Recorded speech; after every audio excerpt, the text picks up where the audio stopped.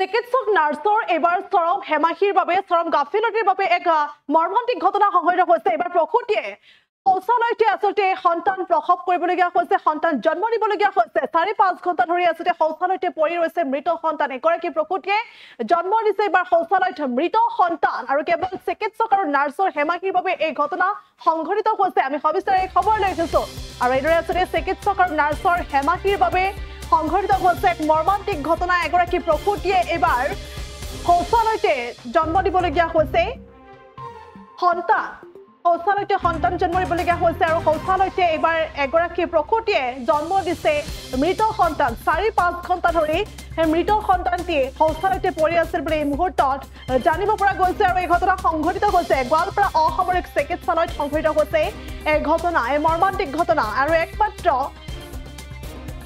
চিকিৎসক আৰু নাৰ্ছৰ গাফিলতিৰ বাবে এই ধৰণৰ ঘটনা সংঘটিত হোৱাৰ অভিযোগ উত্থাপন হৈছে। এগৰাকী গৰ্ভৱতী মহিলা, এগৰাকী প্ৰসূতি, সেই প্ৰসূতিয়ে নিশাৰ ভাগৰ পৰা নিশা 1 মান বজাৰ পৰা আচলতে প্ৰচণ্ড পেটৰ বিষত ছটফটাই আছিল আৰু প্ৰচণ্ড পেটৰ বিষত ছটফটাই থকা সেই প্ৰসূতিগৰাকীৰ লগতে প্ৰসূতিগৰাকীৰ পৰিয়ালে নাৰ্ছক বাৰম্বাৰ অনুৰোধ জনাইছিল আৰু লগতে সেই বিষয়টো গুৰুত্ব নিদিয়াত প্ৰসূতিগৰাকীয়ে অৱশেষত শৌচালয়তে শৌচাগাৰতে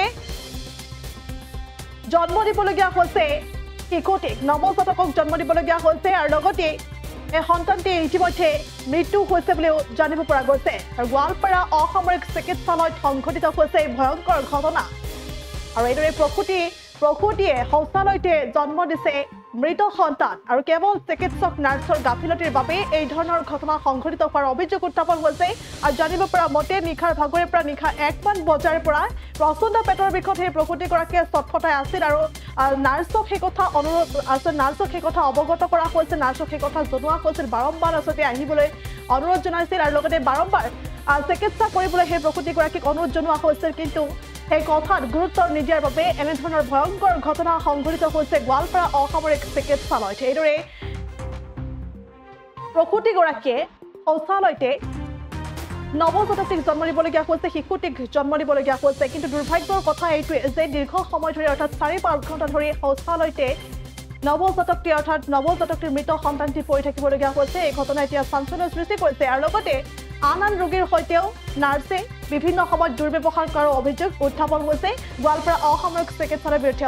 গোৱালপাৰা অসামৰিক চিকিৎসালয়ৰ যিসমূহ নাৰ্ছ আছে সেই নাৰ্ছসমূহে কেৱল প্ৰসূতিগৰাকীৰ সৈতে এনেধৰণৰ ঘটনা সংঘটিত কৰাই নহয়, আন ৰোগীৰ সৈতেও আচলতে দুৰ্ব্যৱহাৰ কৰাৰ অভিযোগ উত্থাপন কৰিছে এতিয়া ৰাইজে। আৰু গোৱালপাৰা অসামৰিক চিকিৎসালয়ত এই ভয়ংকৰ ঘটনা সংঘটিত হৈছে চিকিৎসক নাৰ্ছৰ গাফিলতিৰ বাবে, হেমাহিৰ বাবে। এই ধৰণে এটি শিশুৰ মৃত্যু হৈছে, এটি আচলতে প্ৰসূতিয়ে শৌচালয়তে এইদৰে জন্ম দিবলগীয়া হৈছে শিশুক আৰু ৪-৫ ঘণ্টা ধৰি শিশুটি সেই শৌচালয়তে পৰি থকাৰ অভিযোগ এতিয়া উত্থাপন হৈছে। এই মুহূৰ্তত ভাষ্য আছে আগবঢ়াইছে। তারপরে বাইরে করে ডাক্তার গেলাম, গেলে কয় যে নাইকা তাহলে একটা যে থাকে ওটা যেমন করলো যে না কয় যে তাহলে আর যে এখানে নাইছো, এখন 2টা বাজায়, বাইরে নাইছে, সব ঘুমাইছে, এখন নাই। তারপরে পাশে আমি আবার গেলাম, তাহলে গুন্ডা আবার করে গাড়ির কোনো নয়, আমি একবার যাই আবার আসি, এবার করে আসি। তো করতে আছে তখন গুন্ডা কান্দানো কয় যে আমি বাইরে যাবো, যেতে হবে। তাহলে এবার করে 3বার নয় না, 3বারের পরে ফের আসি দাদু তাহলে দেখছে দেখলো বাইতো দেখে হারে পাশে কয় যে না দেরি আছে, কালি 8টা বাজবে, কালি 8টা বাজে, কালি হবো, এখন আর যাবো না, এখন আর মানে ডেলিভারির কথা হয়েছে। হ্যাঁ, ডেলিভারির কথা হয়েছে এনা কইলো দেয়া, তাহলে নিয়ে গেলাম তারা খুলাম আমরা এলো। আসার পরে তারা নাচে বাইদকে ডাকি আর বাইদক যা ডাকলাম, বাইদো ওড়েন। আমার বোনটা ওই পায়খানা গুনে নিয়ে গেছে, মানে বাচ্চারা হয়েছে, তাহলে অল্প নামছে। আমি কিও যাবো, আমি ওখানে কিও যাবো, আমি তো ওখানে সাফা করবার যাবো নয় আসো। বললাম যে আমি কি একলা না, আমি একলা মানুষ, একটা বেড়া চালাছে, তাও বাইরে তো রয়েছে। পায়খানাতে জন্ম হয়েছিল? হ্যাঁ। আচ্ছা, বাচ্চা তো বাঁচিয়েছে না মরা?